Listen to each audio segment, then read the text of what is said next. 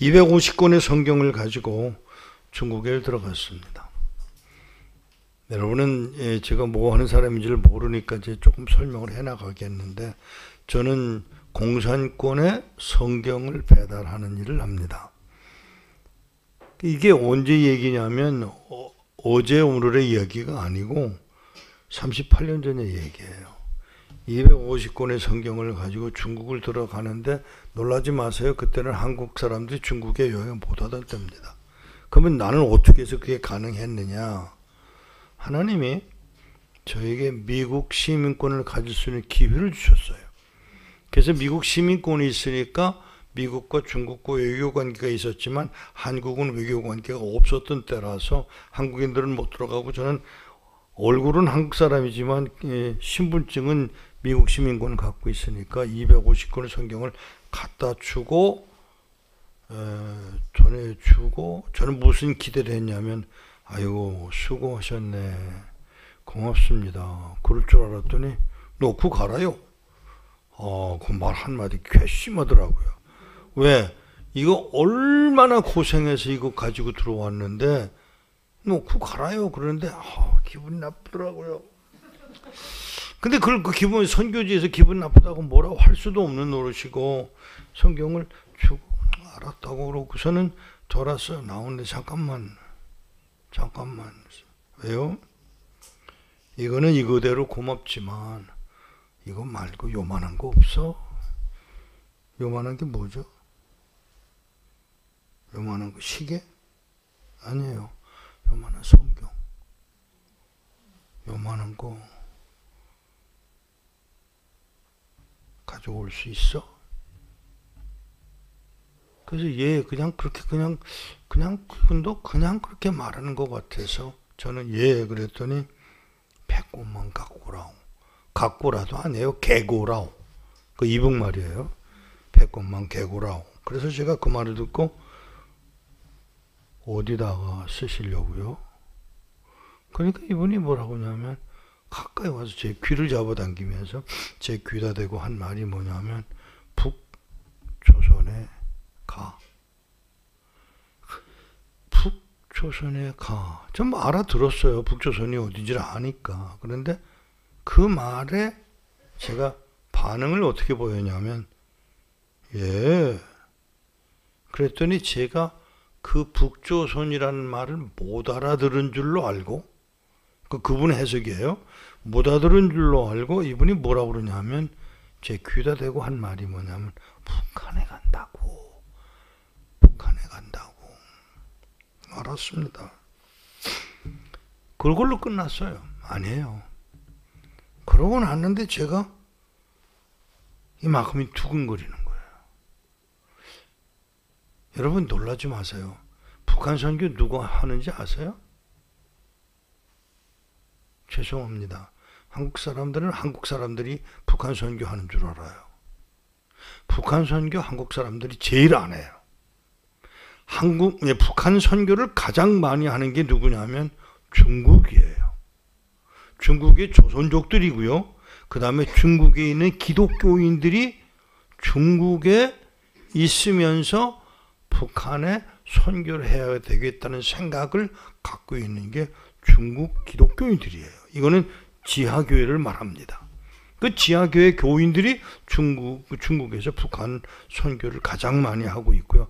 그 다음이 누굴까요? 일본이에요. 여러분 착각하지 마세요. 여러분 함부로 말하지 마세요. 하나님의 나라라는 게 있어요. 이게 그냥 뭐 국가적인 민족적인 문제가 아닌, 하나님의 백성들은 중국에도 북한에도 러시아에도 다 있습니다. 근데 중국에 있는 조선족들, 북한의 중국인들, 그 다음에 일본에 있는 기독교인들이 북한 선교를 합니다. 그 다음에 그 다음이 누가 북한 선교를 하느냐 하면 미국이에요.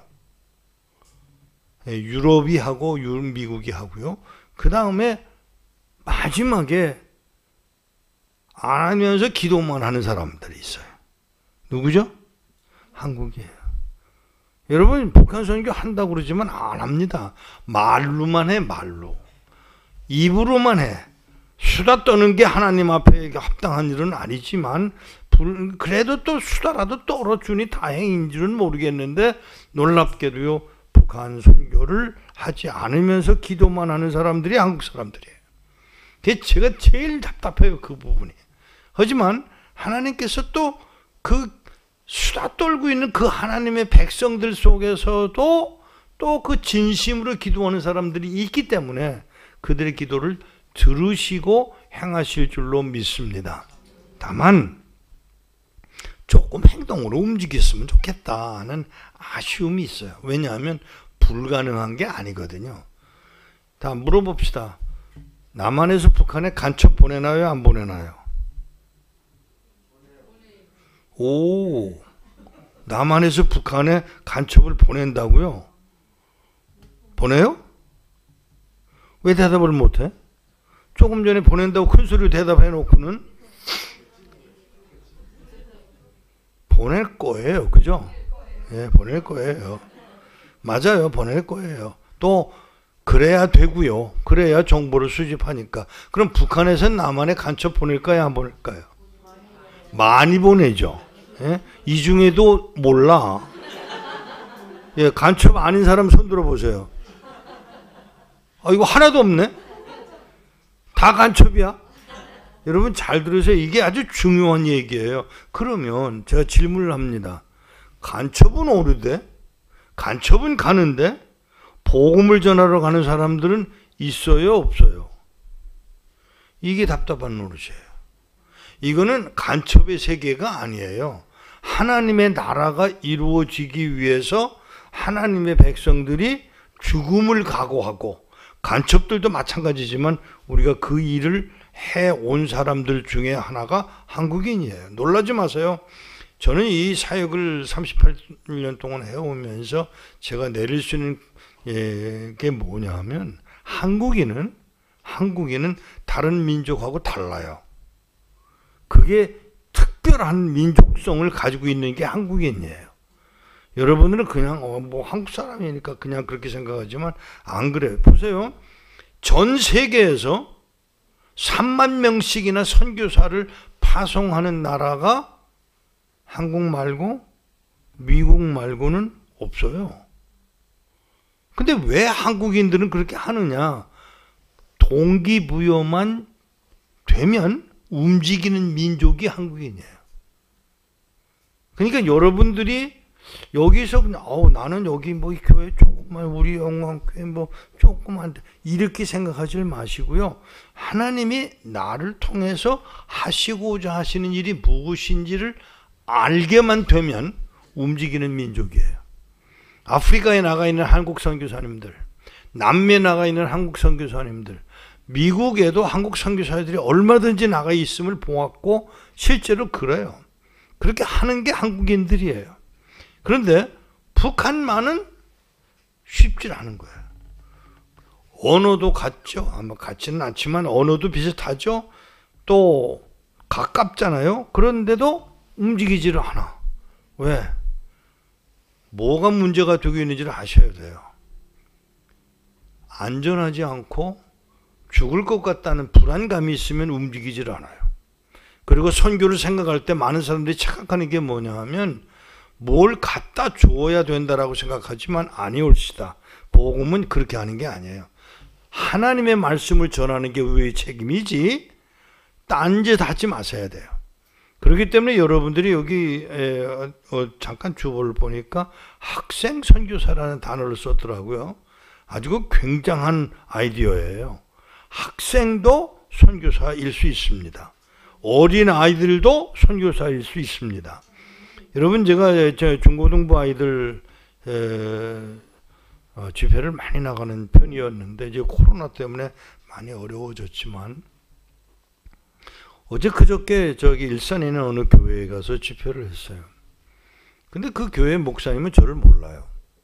근데 그 교회 부목사님 한 분이 있다가 저를 연결을 해 주었는데 그 사람이 중학교 학생 때 집회에서 저를 보고 은혜를 받고 목사까지 됐고 그리고 그 교회에 부목사로 와 있으면서 자꾸 목사님한테 얘기를 하는 거예요. 목사님, 우리 이상 목사님 모셨으면 좋겠다.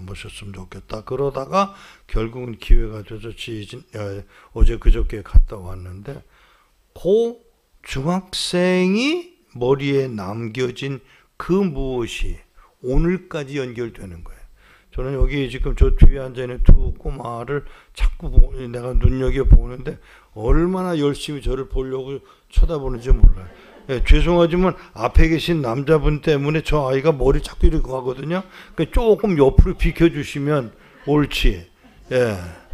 예, 키 큰 분들은 좀 양심적으로 자리를 비켜줄 줄 알아야 돼. 예. 우리 저 형제가 자꾸 눈에 띄어요. 뭔가 들으려고 그래. 여러분, 그런 아이들이 뭔가 하는 게 있어요. 지금 저 이란에서 사역을 하던 청년 하나가 지금 이제 터키에 와 있다가 지금 뇌졸중으로 고생을 하고 있는 형제가 어느 날 부산에서 집회를 하는 중에 집회를 마지막으로 끝내면서 제가 오늘 여러분들 가운데서 하나님 나라를 위해서 헌신하기로 결심하는 사람 한 사람을 찾는다. 한 사람이 일어나더라고요. 난 몰랐어요. 그 사람이 누군지를 몰랐어요. 그리고 세월이 지났어요. 24년 동안 이란에 가서 사역을 한 형제예요.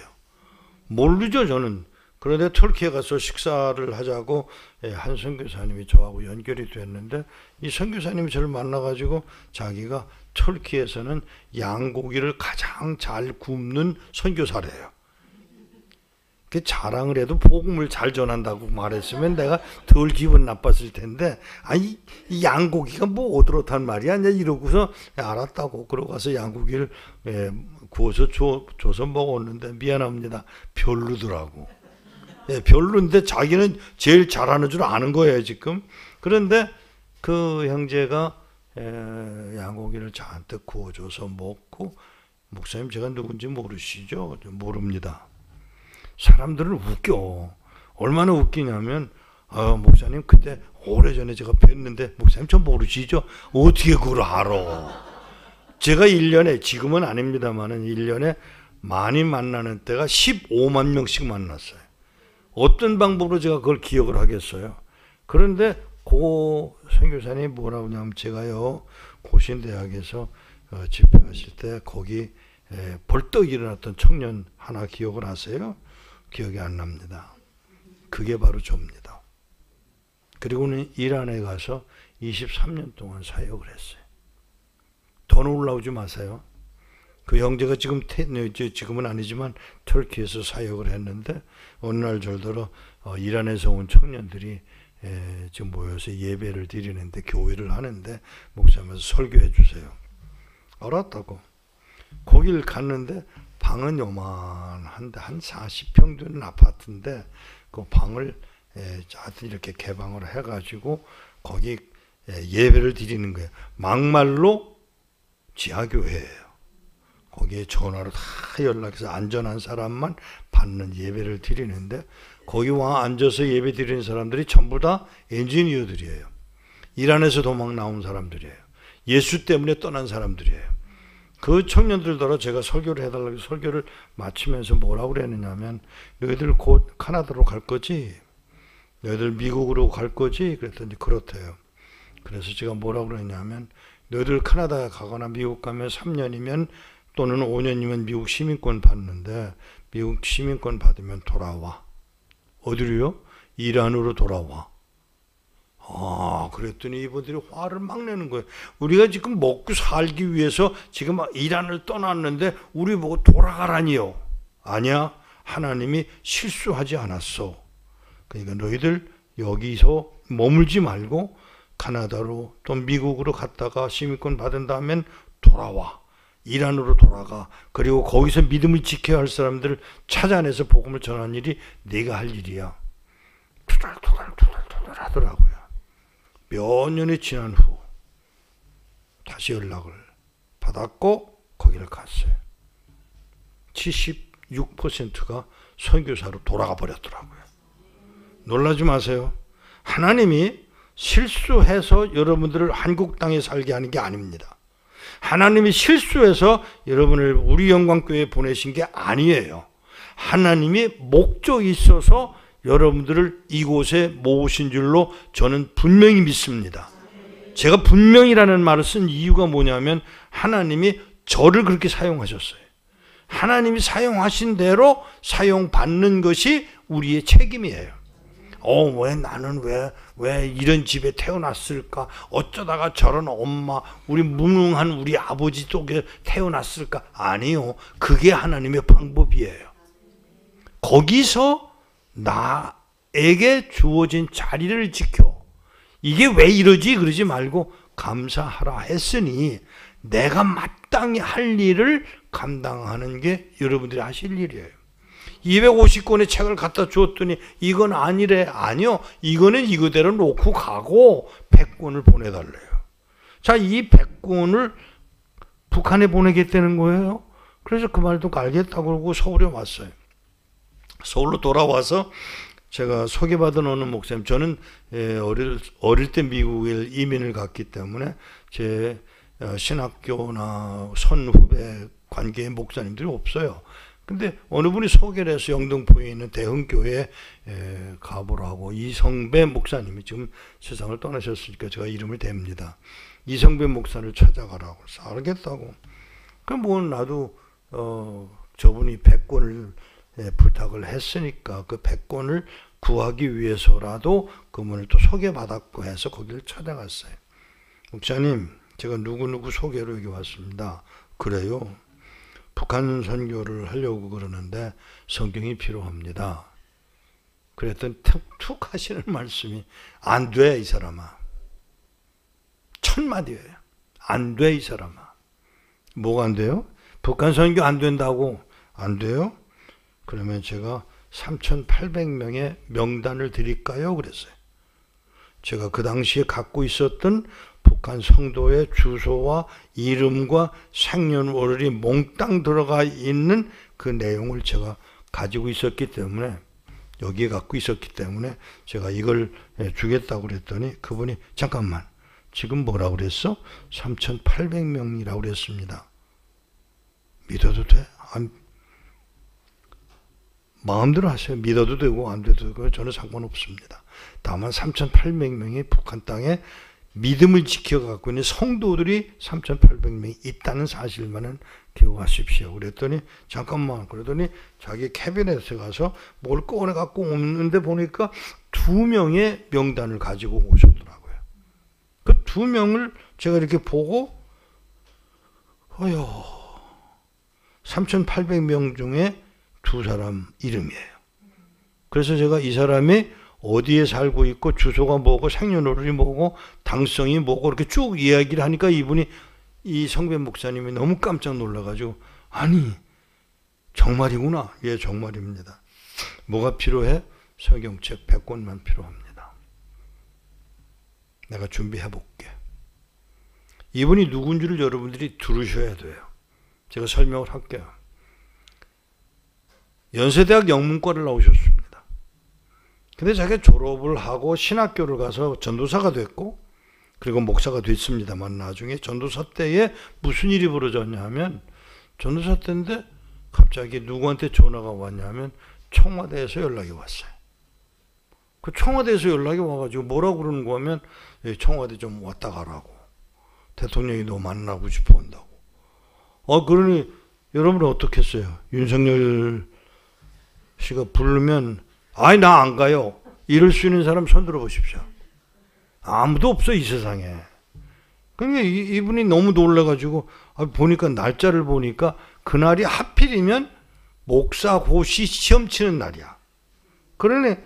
이게 큰일 난 거예요. 왜냐하면 내년에 또 시험을 쳐야 되는데 이번에 못 치면. 그래서 양해를 구했답니다.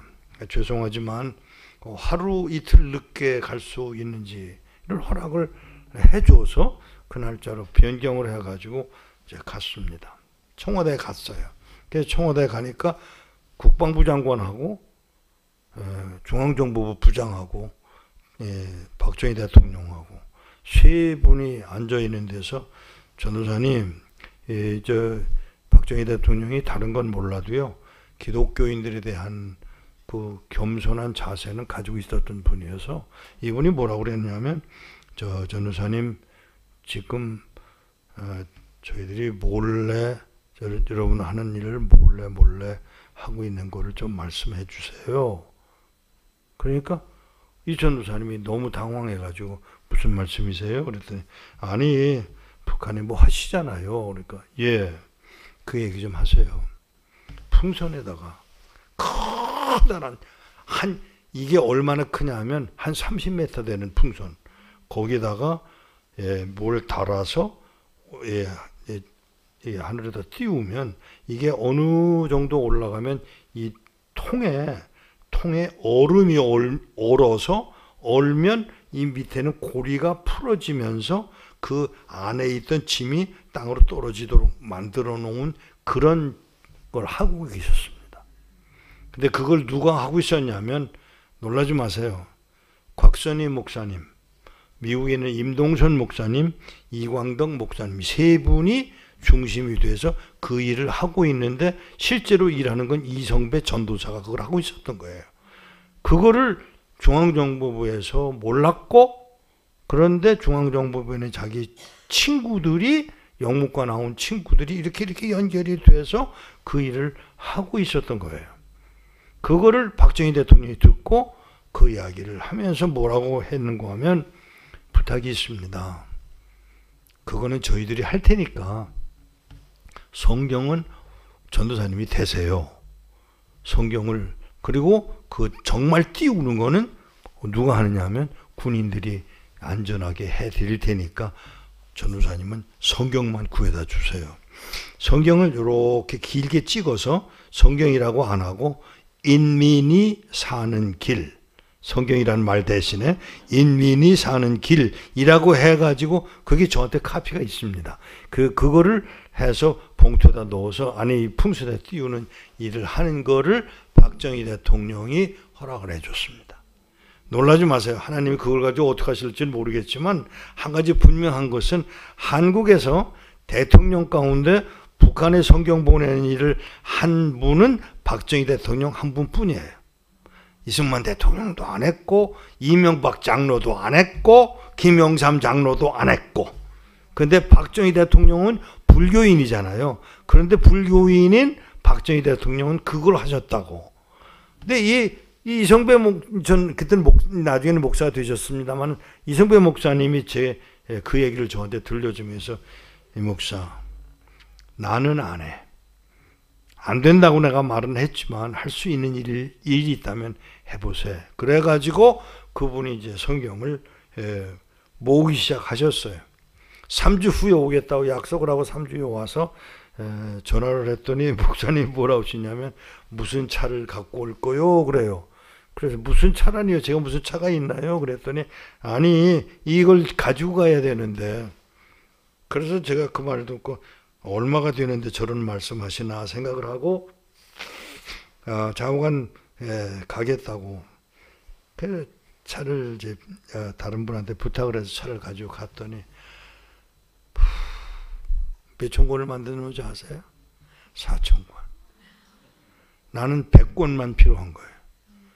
근데 4천 권을 받았는데 제가 그때는 처음이라서 경험이 없어가지고 그거를 그냥 가방에다가 이 가방도 비싼 가방이면 좋은데 비싼 가방이 아니고 그냥 헝겊 가방으로 된 것에다가 그냥 이 4천 권을 그냥 때려 실어 넣고는 중간에 가지고 간 거예요.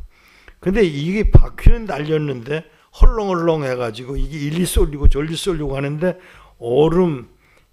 땅바닥은 얼음이고 얼마나 추운지 몰라요. 얼음바닥이고 눈이 녹았다 또 눈 내리고 그래서 얼음바닥을 하면서 그걸 이 택시를 타기는 너무 가깝고 걸어가기는 너무 가까운 곳인데 그걸 끌고 이 가방을 끌고 두 개씩 끌고 가다가 넘어지고 그래가면서 벽에 부딪히고 나무에 부딪히고 그리고는 가지고 이제 성경 배달할 집으로 가지고 갔어요. 100권 달라고 하던 집으로.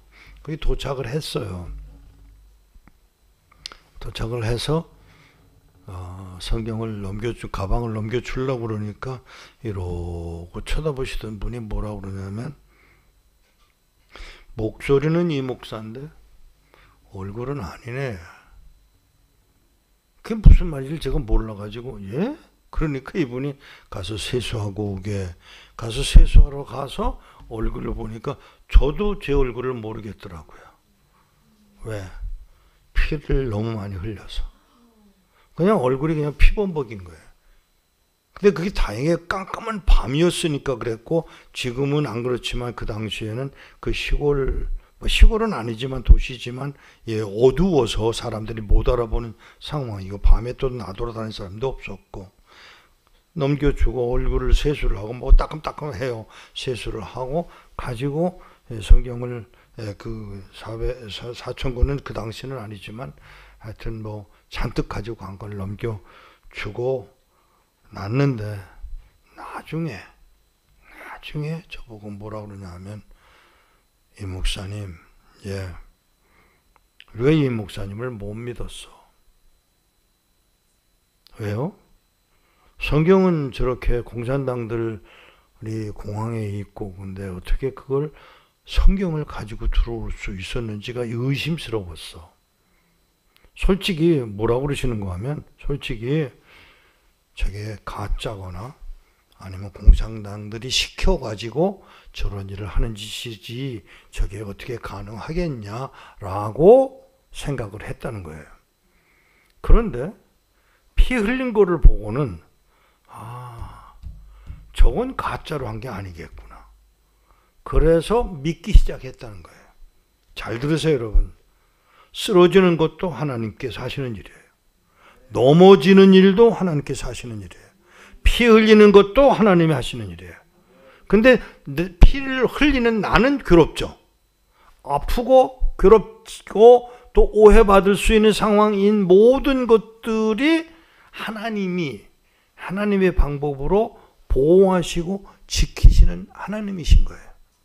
그분들이 그 후로는 제가 성경을 가지고 가면 그 성경을 받아들고는 그저 고마워하시는 거예요. 중국에 있는 조선족들의 성경은 거의 제가 다 했다고 할 정도로 많이 할 수 있었습니다. 미국 시민권자라는 것 때문에 가능했고요. 그리고 몇 년이 지나고 나서 무슨 일이 벌어졌냐? 중국하고 한국하고 외교 관계가 형성이 되니까 그때부터는 한국 청년들이 움직이기 시작했어요. 심지어 어떤 방법을 썼냐면, 강변에 가서 가방 들고 강변에 나가라고 그러면 강변에 나가서 이렇게 이제 가방 놓고 있는 동안에, 자, 우리 기도합시다 하고 기도하고 눈 떠보면 가방이 없어지는 거예요. 짐을 가지고 가는 사람은 따로 있었어요. 이 사람은 그냥 가서 서 있고 기도만 했는데, 기도하는 동안에 가방을 가지고 간 사람은 딴 사람들인 거예요. 딴 데서 다른 경찰들이 보고 있을 때 저거 도둑놈이구나 라고 생각했을지 모르지만, 그런 위장을 해가면서라도 성경 배달은 중국에 계속되고 있었습니다. 성경을 배달했습니다. 성경을 엄청나게 배달했어요. 근데 놀라운 거는 성경이 무슨 의미가 있느냐 이 말이죠. 다들 그렇게 생각을 했어요. 하지만 놀라운 것은, 이 목사는 왔다가 가지만 왔다 간 다음에 남는 건 책이야. 그냥 책이 아니죠. book이라는 영어로 book 앞에 더 the를 써 붙이면 그거는 책이 아니에요. 성경일 때만 그렇게 할 수 있어요. The book이라고 할 때는 그걸 성경을 말합니다. 사랑하는 여러분, 오늘 제 제목이 뭐냐면 작은 자 하나에게예요. 북한에 들어가기 시작한 것은 몇 년 후고요. 한 3년 지나서 들어가기 시작했는데, 그동안에 저는 중국에서 공산권 안에서 성경을 배달하는 것만 아니라 선교를 하는 방법을 터득하기 시작을 했습니다. 그러니까 언제 이제 88년 말에 북한에 들어가기 시작하는데, 처음에 들어갈 때 아무도 가르쳐주는 사람이 없어요. 미안합니다. 배운 사람이 없어요. 공산권 선교를 하는 사람이 없었어요. 그러니까 북한 선교를 할 수 있는 사람이 없는 거예요. 가르쳐줄 수 있는 사람이 없는 거예요. 그러면 어떡하냐? 하는 수 없이 저 혼자 개발을 해야 하는데, 이제 그렇게 해서 몇 년을 지나고 난 후에 북한이 기회가 돼서 들어가서 이제 어느 날, 네, 잘 들으세요. 이게 분명히 하나님이 하시는 일인데도 불구하고 이게 놀랍게도요, 그냥 하는 게 아니고 하나님이 기회도 주시고 방법도 주시고 이걸 다 하실 수 있는 분이 하나님이세요. 왜? 자기 백성들을 위해서, 자기 백성들, 숨겨져 있는 자기 백성들을 위해서 이 사람을 동원해서 쓰려고 할 때 하나님은 그 방법을, 동원하는 방법을 하나님이 제시한다는 사실입니다. 성경을 배달하기 위해서 북한이 들어간 건 아니에요. 처음에는 그냥 위장을 해야만 되니까 그냥 들어갔어요. 평양에 들어갔습니다. 밤 2시 반이면 제가 새벽 2시 반이면 꼭 깹니다. 왜? 미국과 한국과의 그 시차가 있어서 꼭 깨요. 2시 반에 깨가지고 깼으니까 뭐 시간을 보니까 2시 반이고 하는 수 없이 기도하고 있는데 2층에 내려가라 하는 음성을 들었어요. 2층에 내려가라. 하나님 지금 2시 반이에요. 4시 반에 내려가거라. 4시 반까지 기다렸다가 4시 반에 내려갔는데 2층에 내려가 보니까 로비인데 로비 이렇게 돌아다녀 보니까 아무도 없어요. 근데 누구를 만나지? 여기 왜 보내셨지? 그러고 있는데 뒤돌아봐라. 뒤돌아봤어요. 아무도 없어요. 아무도 없는데요, 하나님. 그때 들려진 음성. 그 문 뒤에 서 있는 사람이 있잖아. 보니까 문 뒤에, 제가 오는 줄 알고 문 뒤에 서 있던 청년 하나가 있었어요. 그래서 제가 이렇게 보면 이렇게 가까이 가서 날 만나러 왔어? 그랬더니 예. 그 청년이 저보고 하는 말이 평양역으로 저하고 같이 좀 가실래요? 아, 이 새벽에? 예. 알겠다고.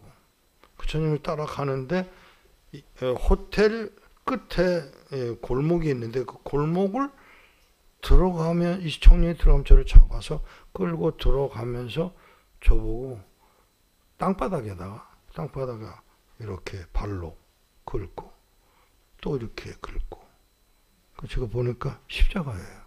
근데 아는 척하고 싶질 않아서 모른 척하고 가만히 있으니까 악수를 하자고 손을 내밀어요. 손을 내밀어서 악수를 하자는데 또 안 할 수도 없고 뭐 이럴 수도 없고 그래서 그 악수를 하자는 손을 내밀고 악수를 하는데 이번에 다시 손바닥에다가 두 번. 그러니까 십자가를 똑같은 방법으로 그려주고 있는 걸 보고 이번에 내가 반응을 보여야 되겠다고 생각을 해서 알겠다고. 제가 알겠다고. 그러니까 알아들으셨어요? 알아들었어. 그러니까 이 친구가 그 순간에 저러고 쳐다보더니 하는 말이 그러면 선생님하고 저하고 그리스도 안에서 한 형제? 그 말. 그리스도 안에서 한 형제?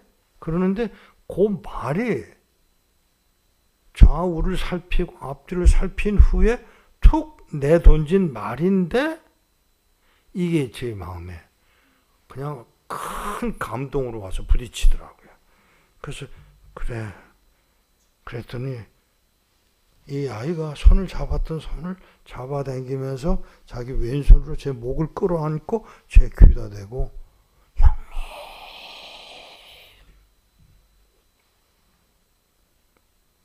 저는 그 일을 잊을 수가 없어요. 그리스도 안에서 한 형제. 그래서 제가 이제 분위기를 자꾸 말려둘 수가 없어서 제가 그 형제들은 몇 살이야? 그러니까 물으니까 나이는 들어 보이는데 어려요. 그래서 몇 살이야? 그랬더니 17이에요. 17살이라는 그 청년을 보고 몇 년생인가 그럼? 1972년생이에요. 어디서 났어? 곡산에서요. 부모님은 살아계셔? 저는 아버지를 못 봤어요. 제가 엄마 뱃속에 있을 때 저희 아버지가 기도하다가 잡혀 끌려가서 총살당했어요. 저는 아버지를 몰라요. 어디서 태어났냐고 곡산에서요. 그 말을 듣고 제가 그냥 넘어갈 수가 없어서 곡산 1972년 물어보자. 그때 무슨 일이 있었는지 아니? 몰라요. 그때 김일성의 지시에 의해서 김일성의 지시 때문에 평양에서 개성까지, 개성에서 평양까지 고속도로를 만드는 중에 불도저를 타고 땅을 파던 사람 갑자기 그냥 무너져 내리면서 불도저가 뒤집혔고, 그리고 거기서 튀어나온 사람이 놀래가지고 보니까 사람이 인위적으로 만든 굴이 있었고 굴 속에 사람들이 있는 걸 발견했지. 그리고 그 사람들을 끌어냈는데 보니까 19년 동안을 땅 굴 속에 살던 사람들이래요. 1953년부터 72년까지. 이게 사실은 제가 이걸 미국 정부에다가 보고를 하려고 몇 번 하다가 그만두고 했어요. 왜? 거기에 관계된 사람들이 많더라고요. 그런 상황을 제가 듣고는 그 이야기를 이 청년한테 하는 거예요, 지금. 그때 고 19명, 그리고 거기 지도하던 분이 누군지 알아? 몰라요. 김태용 목사님. 다 끌어내서 재판을 하고, 그리고 그들을 이제 죽이는데 의자 위에다가 그들 중에 애가 태어났어요. 13살, 14살짜리. 13살짜리를 의자 위에 올려놓고는 붉은 밧줄로 목을 이렇게 매서, 이 목을 매서 그 밧줄을 이 나무 위에다 걸어가지고 죽이려고 하는데 이 아이가 무서우니까 엄마 하고 부르짖으니까 목을 매던 아저씨가 민망해서 그랬는지 미안해서 그랬는지 그 아이의 엄마가 누구냐고 손을 들어라. 그러니까 손을 든 아줌마가 있었어요. 아줌마가 나오는데 아이가 자기 엄마를 보고 엄마 그러고 막 큰 소리로 우는데 엄마가 가까이 와서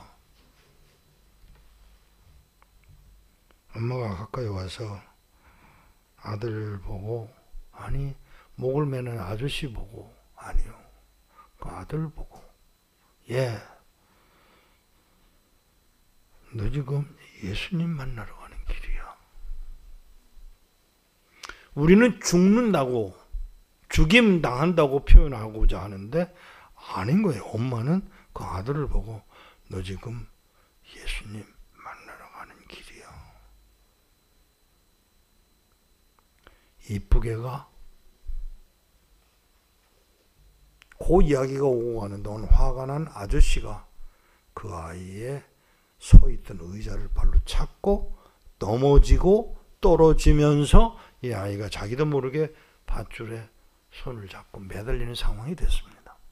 그때 엄마가 조금 후에 보자. 잘 들으세요. 하늘나라에 대한 확신이 얼마나 분명했으면 엄마는 엄마대로, 아들은 아들대로 조금 후에 보자. 그러니까 그 아이가 예 어머니, 그리고 손을 놔요. 그리고 죽습니다. 김태용 목사님은 빨가벗겨서 땅바닥에다 깔아놓고 뉘어놓고 아스팔트 깔 때 사용하는 그 넓적한 쇠바퀴로 그 목사님을 으깨서 죽였습니다. 그때 불렀던, 목사님이 마지막으로 불렀던 찬송, 내 구주 예수를 더욱 사랑, 더욱 사랑, 그 찬송을 불러가며 죽습니다. 그 이야기를 제가 만난 17살짜리 아이에게 그 이야기를 전했습니다. 다 듣고 있던 이 아이가, 형님, 왜? 제가 거룩한 그루터기네요. 거기서 그 해에 곡산에서 태어났다고. 자기가 거룩한 그루터기네요.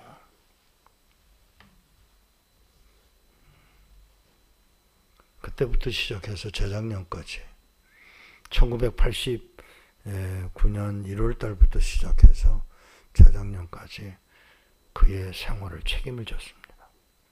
먹을 거, 입을 거, 돈, 뭐 하여튼 손에 쥐어주는 대로 그를 도왔습니다. 저는 가능했거든요. 길은 있거든요. 여러분 길이 없다고 생각하지 마세요. 길은 있습니다. 다만 비밀스러운 일이기도 하고 불안하기도 하고 위험하기도 하지만 그래도 계속해서 도왔습니다. 재작년 어느 날 저한테서 편지 한 장이 날라왔습니다. 저 지금 엄마와 아내와 8살, 9살 난 두 딸과 함께 감옥에 와 있습니다.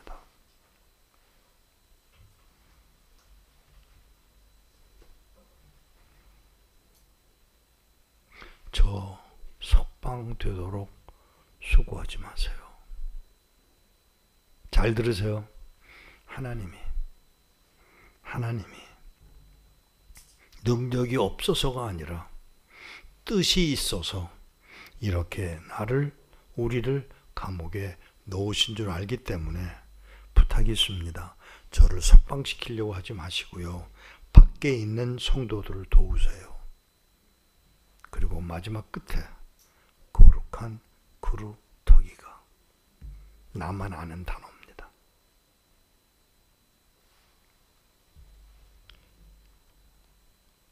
엄마도 아내도 두 딸도 그 형제도 최근에 죽임당했습니다.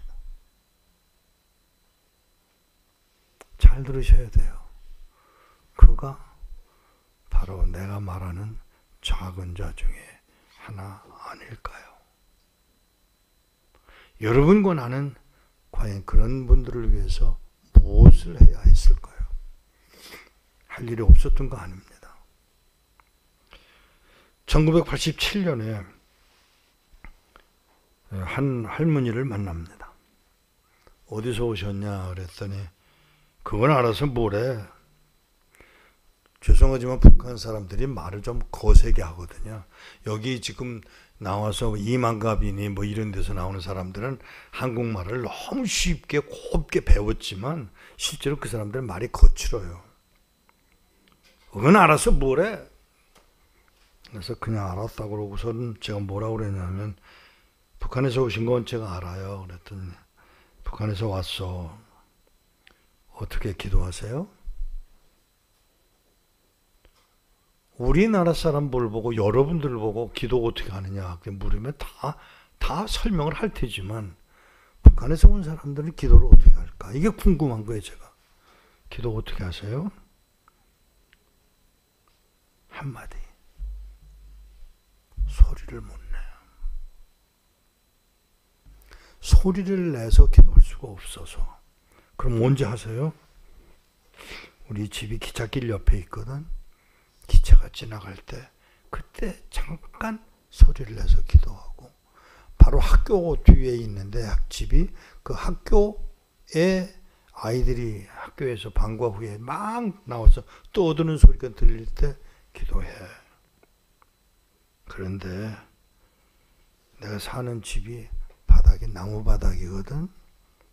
그래요? 그때요. 왜요?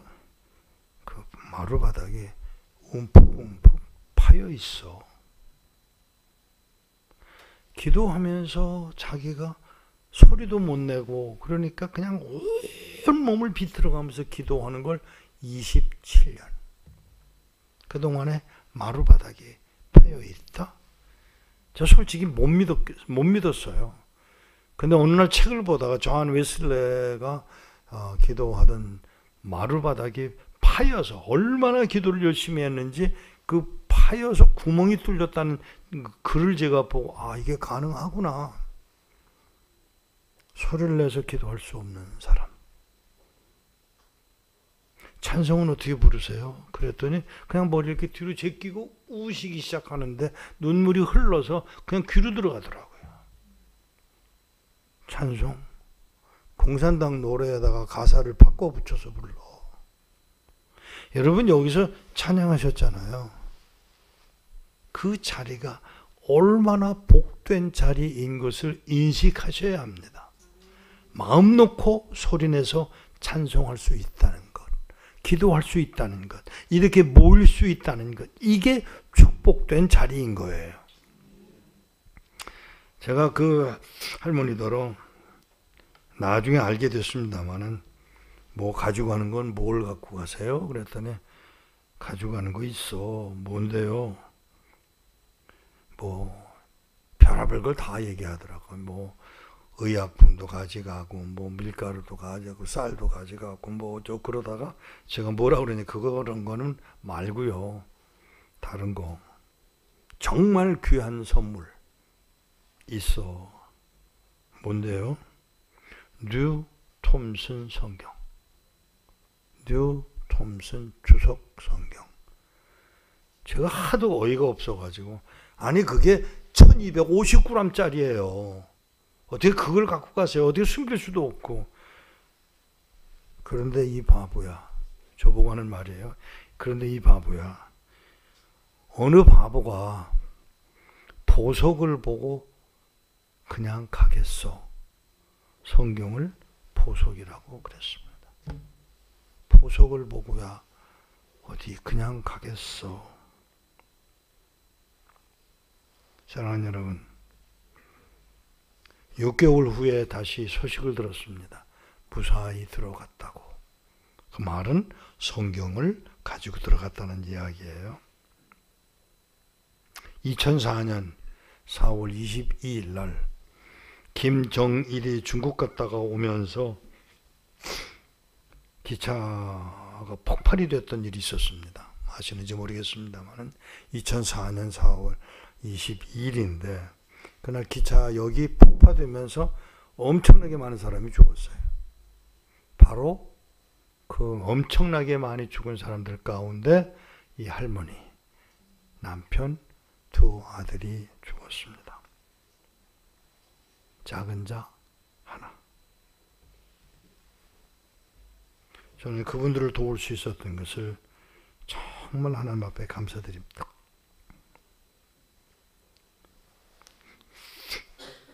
북한에서 어느 가정에서요 식사를 하게 됐는데 평양에서입니다. 옆에 있는 꼬마 아이가 할머니 이 사람은 왜 이거 안 해? 근데 공산권 선교를 하면서 제일 조심해야 될 게 무슨 말인지 모를 때 내 방식으로 말을 하면 안 돼요. 그래서 그냥 아무 소리 안 하고 있다가 무슨 말인지 그래서 이거 안 한다 그러니까 나도 이렇게 해야 되나 보다 생각을 하고 이렇게 했어요. 그걸로 끝났어요. 나중에 아이가 없을 때 할머니 보고 저 아이가 이렇게 해야 된다는 말이 무슨 말이에요? 그랬더니 이렇게 하늘을 쳐다보면서 눈물이 글썽글썽해 하시는 거예요. 왜 그러세요? 밥 먹을 때 하나님 앞에 감사해야 되는데 아이에게 감사한다는 말을 가르치려면 하나님을 가르쳐야 되고 예수님을 가르쳐야 되고 성령을 가르쳐야 되는데 그거 가르쳤다가 이 아이가 실수하면 그 아이도 죽고 나도 죽고 그걸 가르치지 못하는 내 마음을 이해를 할 수 있어?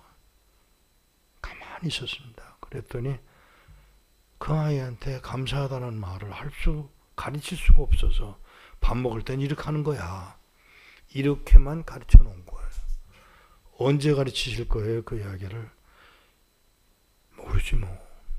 언제 할 수 있는 날이 오면 해야 되겠지. 밥 먹을 때 이렇게 하면서 밥 먹도록 가르친 할머니.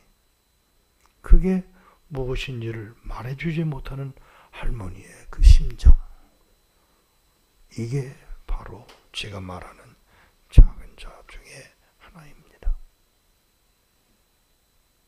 그들을 위하여 여러분과 내가 기도해야 할 것입니다. 도와야 할 것입니다.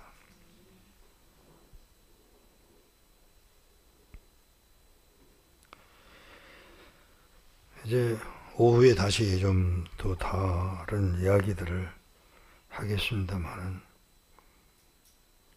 북한에서 사람들이 나올 때마다 많은 사람들은 데리고 태국이나 라오스나 이런 데를 통해서 한국으로 뽑아내는 일을 합니다. 저는 안 합니다.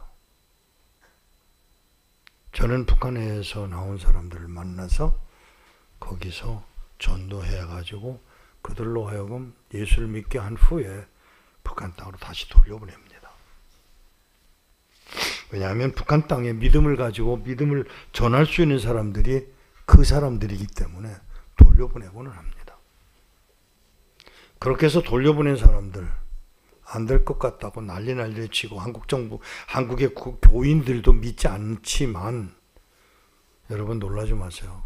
거의 5,000명가량을 그렇게 돌려보냈습니다. 그들이 교회를 시작합니다. 교회는 이렇게 여러분처럼 많이 모이지 못해요. 2명, 3명, 기껏해야 5, 6명. 그렇게 교회가 시작이 됩니다.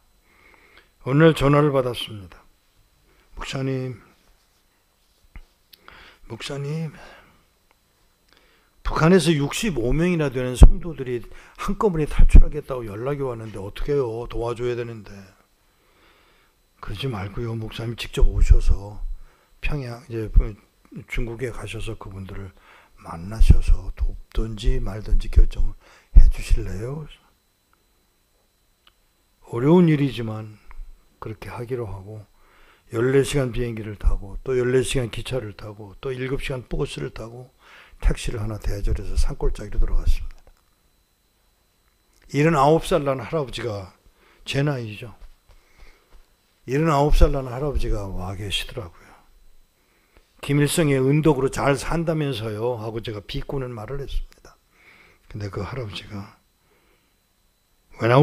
왜 나오려고 그러세요? 그랬더니 한마디 하시더라고요. 한마디. 그 한마디 때문에 제가 그들을 돌려보내야 했습니다. 찬송 한번 마음 놓고 불러보고 싶어서 그래. 그러고는 우시더라고요. 그래서 그 얘기를 듣고 그냥 넘어갈 수가 없어서 제가 도와드릴게요. 몇 명이나 되신다고요? 65명이야. 어른들만요? 아니야. 3살짜리 손녀도 있어. 그 아이도 나와야 돼요? 그 아이도 나와야지. 그럼 놓고 갈 수는 없잖아. 알겠습니다. 제가 도와드릴게요. 그랬더니 이분이 잠깐만 기도하고 결정하자. 하나님한테 물어보고 결정하자. 근데 제가 뭐라고 그랬는지 아세요? 속으로 아니 한국 나가는데 뭘 하나님한테 물어봐. 그랬어요 제가.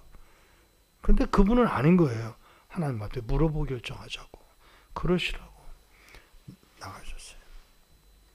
한 서너 시간 걸리겠지 뭐 그렇게 생각을 하고 아내 부엌에다가 부탁을 했어요. 저 식사하고 떠날 거니까 밥 좀 준비해 주세요. 연변에 있는 분들의 그 된장 맛이 참 기가 막히게 좋습니다. 그래서 제가 좀 부탁을 했더니 알겠다고 그러고 있는데 한 10분도 안 되는데 벌써 그 할아버지가 들어오시더라고요. 땅바닥을 질질 끌면서 들어오시는데 보니까 눈이 벌써 퉁퉁 부었어요. 그래서 제가 물었습니다. 하나님 뭐라 그러세요? 하나님이 날더러 천국이 좋으냐 서울이 좋으냐 물으시더래요. 어떻게 대답했을까요? 천국이 좋죠. 그럼 왜 서울 가려고 그래? 돌아가라. 죽음의 땅으로 돌아가라는 말을 듣고 이 할아버지가 섭섭하지만 그 말 한마디 하고 저한테 온 거예요. 그리고는 이 목사 경찰 온대잖아. 빨리 가. 그래서 저를 보고 가라 그래서 제가 가지고 갔던 돈을 넘겨드리기 전에 인사를 한답시고 안녕히 계세요. 그랬더니 무슨 인사가 그러냐. 왜요? 천국에서 보자. 그래야지. 그리고 무릎을 꿇고 앉아서 이렇게 보니까 구멍 뚫린 운동화에 발가락이 때가 낀 발가락이 이렇게 나와 있기에 그 발가락에다 제 입술을 대고 키스를 했습니다. 목에 뭐가 툭툭 떨어지더라고요. 그 할아버지 울고 계시더라고요.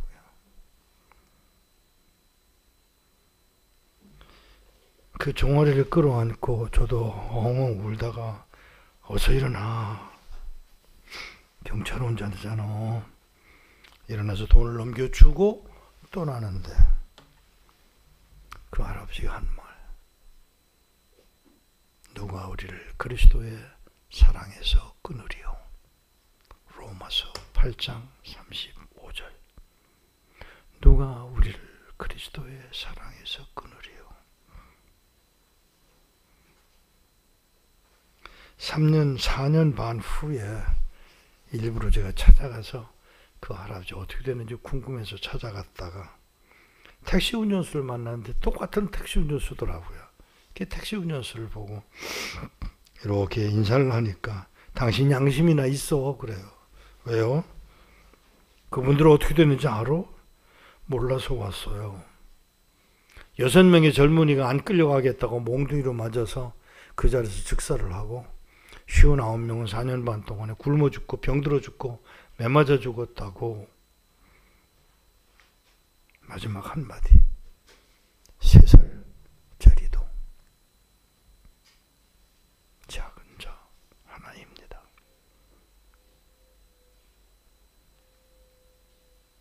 기도하겠습니다.